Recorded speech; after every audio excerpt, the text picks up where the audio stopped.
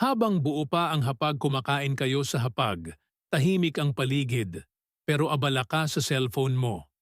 Pinagsabihan ka ng magulang mo, ngunit imbes na makinig, tumayo ka, may dabog, may galit, dumiretso sa kwarto, iniwan ang pamilya. Masarap kumain sa hapag kapag kasama ang buong pamilya.